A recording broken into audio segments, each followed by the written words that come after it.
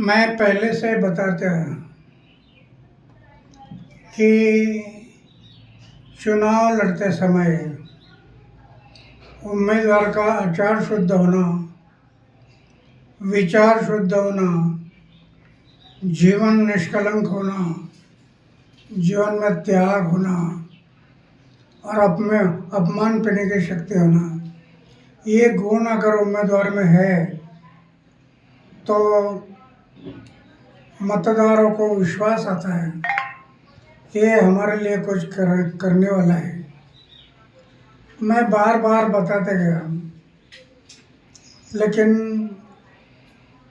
उनके दिमाग में नहीं आया और आखिर शराब के बारे में उन्होंने एक मुद्दा उठाया कि शराब की दुकान, उसमें शराब की बात क्यों आ गई? पैसा, धन और दौलत इसमें बह गया है।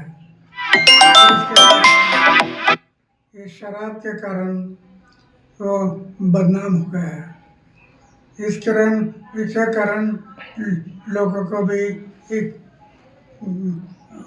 मौका मिला कि ये चारित्र के बारे में बोलता है और दूसरे बारे में शराब की बात बता।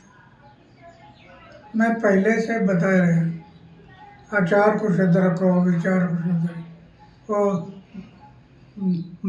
उनके दिमाग में नहीं रहा और उसके कारण आज वो इलेक्शन में हार गया, कम वोटिंग है। तो क्या अन्ना भ्रष्टाचार जो उनके नेताओं के ऊपर जो भ्रष्टाचार के आरोप लगे थे, तो क्या वो भी इस नाकामी के पीछे जो जिन उनको कम सीट मिली है वो भी वजह रही? भ्रष्टाचार उनके ऊपर भ्रष्टाचार, क्या अरविंद केजरीवाल हो या उनके कई नेता हो, उनके ऊपर भ्रष्टाचार के आरोप लगे थे, क्या ये वजह हो सकती है जो उनके कम सीट चुनकर आए हैं? राजनीति में आरोप प्रत्यारोप होते रहते हैं, लेकिन जब आरोप होते हैं तो ये आरोप कैसे गलत है वो जनता को दिखाना जरूरी है कि ये मेरे ऊपर जो आरोप हुआ ये गलत है। ये साबित करना पड़ता है। जो साबित होगा तो कोई नहीं बिगाड़ सकता है। वो सच हमेशा सच होता है, झूठा हमेशा झूठ होता है।